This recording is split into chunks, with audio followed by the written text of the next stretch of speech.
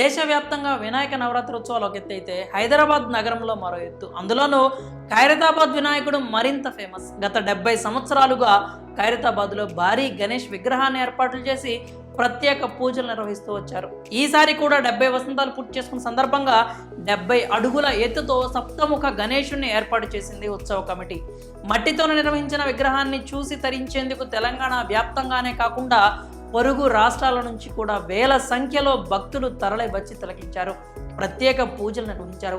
మహాగణపతిని చూసి మురిసిపోయారు. భారీ గణనాథుడిని చూసేందుకు వేలాది మంది భక్తులు తరలి వచ్చి పెద్ద ఎత్తున కానుకలు సమర్పించారు. దీంతో భారీ ఎత్తున హుండీకి ఆదాయం అయితే లభించింది.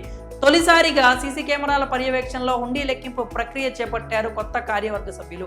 ఖైరతాబాద్ మహాగణపతికి 70 లక్షల ఆదాయం వచ్చింది. అంతేకాకుండా హోర్డింగ్స్, ఇతర సంస్థల ప్రకటనల ద్వారా మరో 40 లక్షల ఆదాయం సమకూరింది. అంటే మొత్తంగా 1,10,00,00,000 రూపాయల ఆదాయం వచ్చింది. ఈ 70 ఏళ్ల చరిత్రలో తొలిసారిగా పెద్ద మొత్తంలో ఆదాయం వచ్చినట్లు చెప్తున్నారు. ఈ 10 రోజుల్లో నగదు రూపంలో ఇంత సమకూరినట్లు ఉత్సవ కమిటీ వెల్లడించింది. అలాగే స్కానర్స్, ఆన్లైన్ ద్వారా వచ్చిన అమౌంట్ కూడా ఇంకా లెక్కించాల్సి ఉందని సమాచారం. 70 ఏళ్ల నుంచి హైదరాబాద్లోని ఖైరతాబాద్లో వినాయకుడిని పెట్టడం ఆనవాయితీగా వస్తోంది. 1954లో పెట్టిన ఒక్క అడుగు గణపతి కాస్త ఏటా పెరుగుతూ నేడు 70 అడుగులకు చేరుకున్నాడు. 70వ వసంతంలోకి ఉత్సవాలు రావడంతో భారీ వినాయకుడిని ఏర్పాటుతో పాటు మహాగణపతిని చూసేందుకు భారీగా భక్తజనం కూడా తరలివచ్చారు. భక్తి శ్రద్ధలతో కొలిచారు.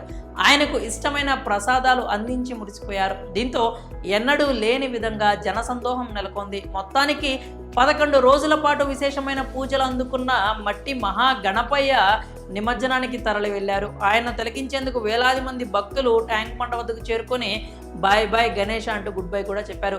చిన్న పెద్ద అంతా సందడి చేశారు. మరి ఈ ఏడాది ఖైరతాబాద్ గణేశునికి 1,10,00,000 వరకు ఆదాయం వచ్చిందంటూ చెప్పడంపై మీ అభిప్రాయాల్ని కామెంట్స్ రూపంలో తెలియజేయండి.